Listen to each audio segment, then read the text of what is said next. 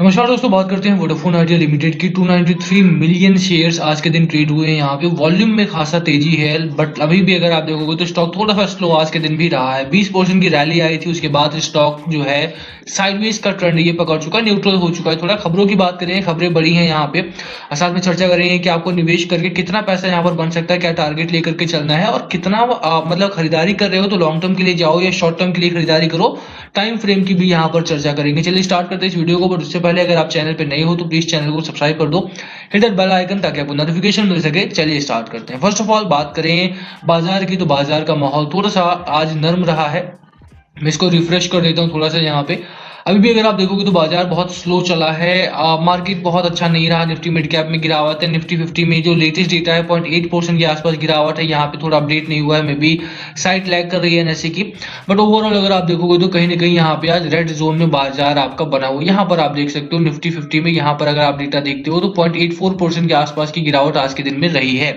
Sensex में भी भारी गिरावट इसी तरह की देखने को मिली है। ओवरऑल अगर आप देखोगे तो कहीं ना कहीं मार्केट में भी लोअर एंड का माहौल बना हुआ, और यही कारण है कि बाजार आज के दिन बड़े स्टॉक्स छोटे स्टॉक्स सब पर इसका असर देखने को मिला और सभी स्टॉक्स में लगभग गिरावट हुई है। बट ये अच्छा रहा कि वोडाफोन आइडिया भी थोड़ा रिकवरी में है। अभी भी अगर आप देखोगे तो कहीं ना कहीं गिरावट नहीं है, बट हाँ बहुत बड़ी रैली भी नहीं, 1% के आसपास का उछाल जरूर है बाजार में। यहाँ पे उम्मीद ज्यादा की जा रही थी, बट अभी भी थोड़ा सा स्लो चल रहा है। बात करते हैं धीरे धीरे करके खबरों पर लेकर के चलता हूं मैं आपको। सबसे पहले बात करें इसके चार्ट की। चार्ट अगर आप देखोगे तो 17.5 के आसपास का, 25 के आसपास का यहाँ पर इसका प्राइस हो रखा है। प्राइसिंग काफी ठीक है। स्टॉक ने 20% की रैली पकड़ी थी। उसके बाद अभी अगर आप देखोगे तो प्रीवियस हाई जो था इसका, ये लेवल उसको ब्रेक करके ऊपर निकला था। ये अच्छी खबर है। ये एक अच्छी खबर है कि देखो अगर कोई लेवल प्रीवियस हाई जो था इसका उसको ब्रेक करके ये ऊपर निकल रहा है, और हाई हैवी वॉल्यूम था।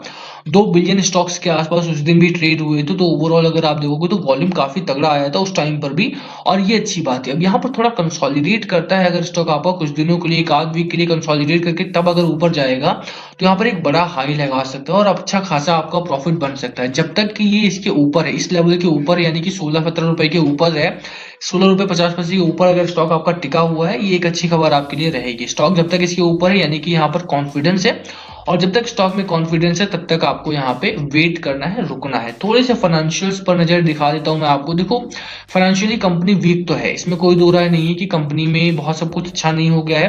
कंपनी इन्वेस्टमेंट ढूंढ रही है, कंपनी में इन्वेस्टमेंट आ भी रहा है, कॉन्फिडेंस आ रहा है, इन्वेस्टमेंट भी आ रहा है। अगर सितंबर क्वार्टर की बात करूँ तो 750 करोड़ के आसपास का यहाँ पे रेवेन्यू था।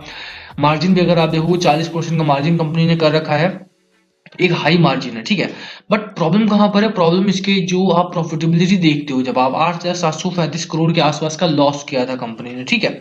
ये जो लॉस है ना, ये प्रॉब्लम करता है। यहां से समस्या आती है कि यार अगर कंपनी इतना अच्छा रेवेन्यू जनरेट कर रही है उसके बावजूद भी लॉस क्यों कर रही है। 8,737 करोड़ का नेट लॉस है कंपनी के ऊपर। डेट अगर आप देखोगे, डेट भी काफी हाई है कंपनी के ऊपर। वही डेट उतारने के लिए कंपनी लगातार फंड इकट्ठा करने की कोशिश करिए, लगातार फंड ढूंढ रही है, पैसा ढूंढ रही है। और वही कारण है कि यहाँ पर अगर आप देखोगे तो कहीं ना कहीं कमजोरी की वजह से ही स्टॉक जो है, जो इतनी बड़ी कंपनी का स्टॉक है, वो आपको मात्र 16 रुपए 17 पैसे में मिल रहा है, 16 रुपए 17 रुपए में मिल रहा है। थोड़े से फंडामेंटल्स की बात अगर आप फाइनेंशियली देखो, फाइनेंशियली कंपनी वीक है, बट अभी भी शेयर होल्डिंग पैटर्न काफी अच्छा है इसका, ठीक है। वो चीज बहुत इंपॉर्टेंट हो जाती है। लगातार जहां पर आपको फ्यूचर दिखता है ना, वो यही चीज है कि एफआईआई एफपीआई ने अपनी शेयर होल्डिंग को बढ़ाया है। यहाँ पे आप देख सकते हो म्यूचुअल फंड ने अपनी शेयर होल्डिंग को ऑलमोस्ट डबल से भी ज्यादा बढ़ा दिया, 0.63 से बढ़ा करके 1.67% कर दिया, ठीक है। जो कि एक बड़ी शेयर होल्डिंग की ग्रोथ देखने को मिल रही है। ऑब्वियसली बात है, अगर आप इतनी शेयर होल्डिंग बढ़ा रहे हो किसी भी कंपनी में, तो आपको उस पर बहुत बड़ा कॉन्फिडेंस होना चाहिए। म्यूचुअल फंड इस तरह से अपनी शेयर होल्डिंग को नहीं बढ़ाते हैं अनटिल और अनलेस उनको कुछ इनसाइडर इन्फॉर्मेशन हो, उनको कुछ पता हो जो हमें नहीं पता है। अगर उनको पता है कि भाई आने वाले 3 महीने 6 महीने में वोडाफोन आइडिया को एक अच्छा खासा रिटर्न दे सकता है, तभी वो लोग इतनी बुरी तरह से अपनी शेयर होल्डिंग को बढ़ाएंगे। म्यूचुअल फंड आपको अभी सभी जानते हैं कि म्यूचुअल फंड जो है वो स्टॉक से काफी ज्यादा सेफ रहते हैं। जो लोग स्टॉक्स में इन्वेस्ट नहीं करते वो लोग म्यूचुअल फंड में करते हैं, because they don't want that much volatility. वो उनका वोलेटिलिटी उतना हैंडल ही नहीं कर सकते हैं। और अगर इसमें वोलेटिलिटी नहीं है, ये ग्रोथ करने वाली है, इसका मतलब है कि स्टॉक में आपको आने वाले दिनों में एक ठीक ठाक रैली ऐसे स्टॉक में मिलेगी। ऑब्वियसली बात है, शेयर होल्डिंग पैटर्न आपका काफी बढ़िया हो चुका है, काफी अच्छे यहाँ पर निवेशक हैं, कुछ बड़े नाम भी यहाँ पर शामिल हो गए हैं। एफआईआई में कुछ बड़े नाम आए हैं यहाँ पे, मैं आपको वो भी दिखा देता हूँ। यहाँ पे अगर आप देखेंगे तो जैसे मैंने आपको लास्ट टाइम भी बोला था, मोबिल वेस्ट के साथ जो प्रमोटर है इनके 3.4% के, इनको लेकर के बड़ी खबर आई थी यहाँ पे। अब बड़े नामों में अगर आप देखोगे तो हिंडल्को का बड़ा नाम यहाँ पर आता है, बिरला टीएमटी का बड़ा नाम यहाँ पर आता है, ठीक है। इन लोगों ने लोन दिया था, किसी भी तरह से वो प्रमोटर में भी शामिल हो चुके, छोटी छोटी हिस्सेदारी है इनके इनमें, पर ये लोग अभी प्रमोटर्स में शामिल हो चुके हैं। ओवरऑल अगर आप देखोगे तो काफी बड़े नाम यहाँ पर शामिल है। बात करें देखिए खबर की, खबर आपके लिए अच्छी है। जैसा मैंने स्टार्टिंग में वीडियो ही बोला कि इन्वेस्टर्स का जो है, जैसे हम लोग इन्वेस्टर्स हैं, इन्वेस्टर्स का कॉन्फिडेंस यहाँ पर साफ देखने को मिल रहा है, और यही कारण है कि बाजार की गिरावट में भी अगर आप देखोगे तो कहीं ना कहीं स्टॉक में आपको एक अच्छी तेजी देखने को मिली है।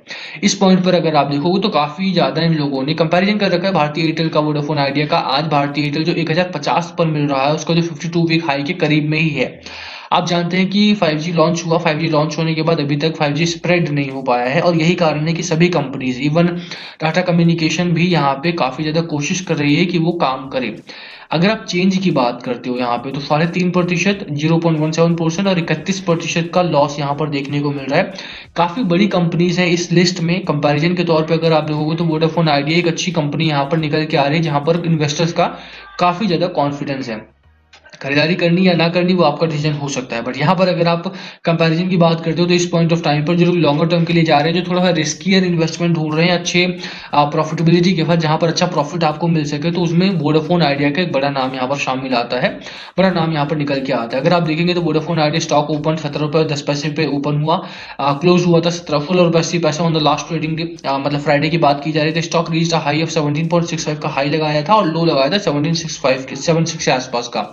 अच्छा, लास्ट वीक में एक और इम्पोर्टेंट डेटा निकल के आया था कि 275 करोड़ के आसपास का, यहाँ पे आप बल्क डील्स वहां पर जाकर के देख सकते हो, 275 करोड़ के आसपास का यहाँ पर बल्क डील शामिल है। 275 करोड़ की बल्क डील ऑन फ्राइडे को हुई थी, 275 करोड़ के आसपास की सिर्फ फ्राइडे को।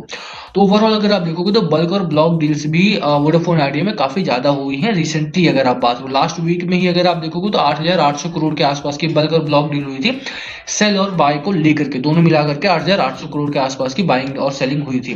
ओवरऑल अगर आप देखोगे तो यहाँ पर वॉल्यूम में तेजी आई, और जब भी वॉल्यूम में तेजी आती है तो डिलीवरी में भी तेजी आती है, और उसी वजह से अगर आप इस कंपनी का डिलीवरी पैटर्न में आपको दिखा देता हूँ एक बार, डिलीवरी भी कंपनी में अच्छी खासी उठाई जा रही है। वॉल्यूम में भी अगर आप देखो तो वॉल्यूम भी तगड़ा है।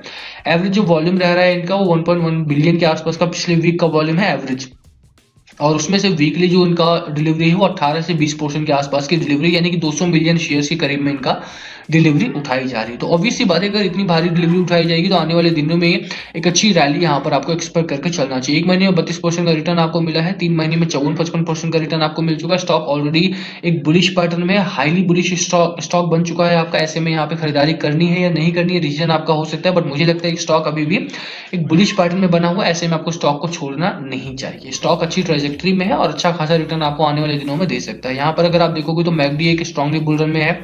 आरएसआई अगर आप देखोगे तो आरएसआई 75 पॉइंट्स के आसपास का आरएसआई, यानी कि यहाँ पर भी हाईली बुलिश पैटर्न आपका बना हुआ है।